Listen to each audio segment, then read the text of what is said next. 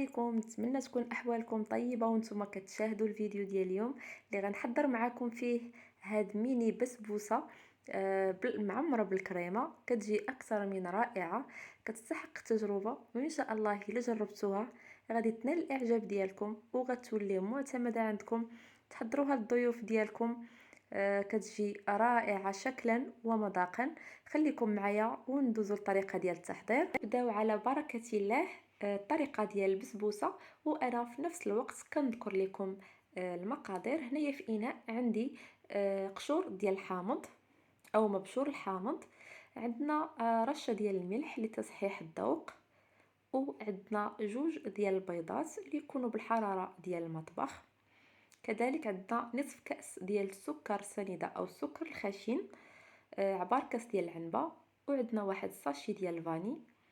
وبالنسبه للسكر السنيده، اللي كيبغي الحلاوه يمكن لكم ديروا كاس ديال السكر السنيده.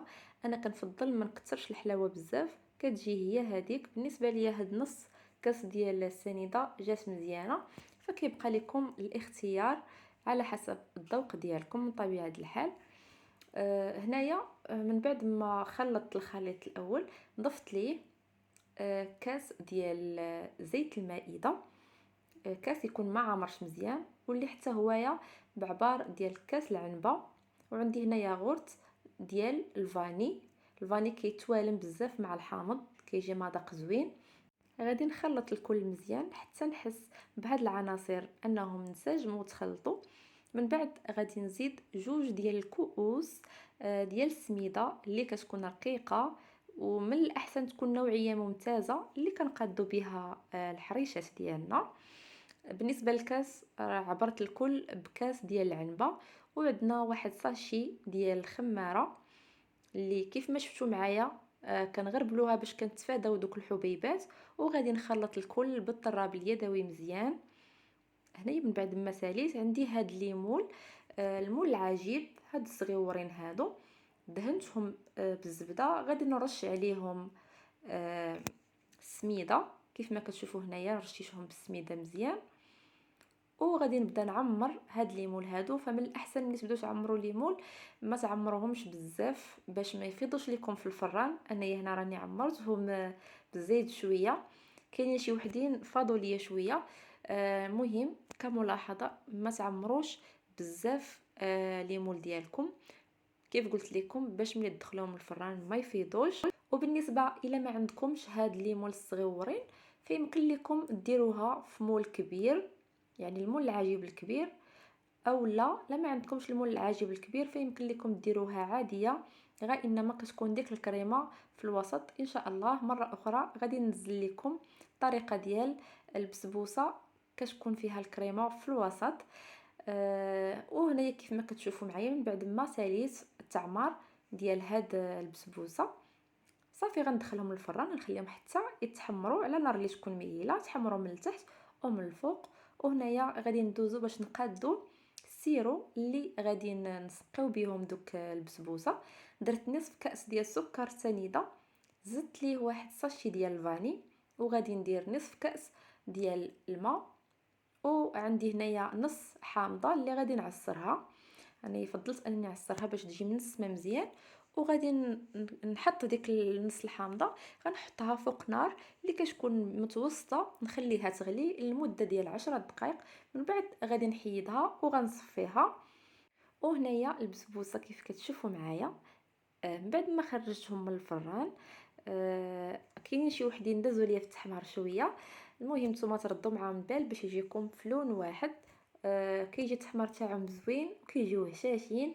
هنايا السيرو من بعد ما صفيتو حيدت منه داك العظم ديال الحامض وداك اللب صافي، وبديت كنسقي في هاد البسبوسات. المهم درتو هاد المقادير اللي عطيتكم راه ما كتجيش نهائيا مسكره. يعني ضفنا في الخليط الاول ديال البسبوسه نص كاس ديال السكر، وكذلك في هذا السيرو نص كاس ديال السكر، راه جات هي هذيك. هنايا ندوزو للكريمه نقادو. عندنا جوج كؤوس ديال الحليب، وغادي نزيد ساشي ديال الفاني باش غادي ننسم. وبالنسبه للسكر السنيده ضفت غير معلقه ما عمرش مزيان كبيره، وعندي معلقه ونص ديال النشا. بالنسبه للسكر انا ما كثرتوش مزيان باش تجيني هاد الكريمه هي هذيك، والبسبوسه تجينا يعني ما مسكراش. صافي هنا غنخلط هاد العناصر، غنحط الكسرونه فوق نار اللي مهيله مع التحريك المستمر. شحال مره كنشاركها معكم حتى تعقد ليا، ومن بعد غنحيدها. هنا كيف ما تشوفوا الكريمه من بعد ما عقدت كتجي غزاله. غادي نزيد ليها واحد ياغورت او بيرلي طبيعي بدون سكر. هاد البيرلي كيجي غزال في هاد الكريمه. الا ما كانش تقدروا ديروا اي ياغورت بغيتو، او اي ياغورت متوفر عندكم غير يكون بدون سكر. غادي نخلط هاد الكريمه مزيان حتى تنسجم ليا. صافي من بعد غادي نعمر بها البسبوسه. كيف قلت لكم الكريمه كتجي رائعه، كتجي بنينه. ان شاء الله تجربوها وتنال الاعجاب ديالكم. وهنايا كيف شفتوا بديت كنعمر البسبوسه. بالنسبه للقياس اللي عطيتكم ديال الكريمه راه جاتني هي هذيك، يعني عبار نيشان. خرجت ليا بالنسبه للبسبوسه خرجت ليا 12 حبه. والكريمه كيف قلت لكم دوك 2 كؤوس ديال الحليب جاتني هي هذيك. يعني عبار، يعني ما شاطتش ليا وما خصاتنيش.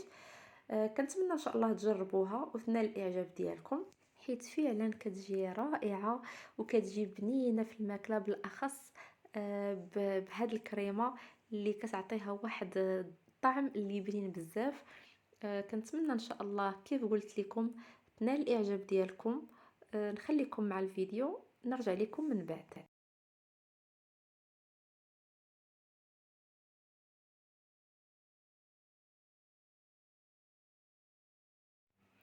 وكيكون هذا هو الشكل النهائي ديال الميني بسبوسه اللي حضرت معكم اليوم.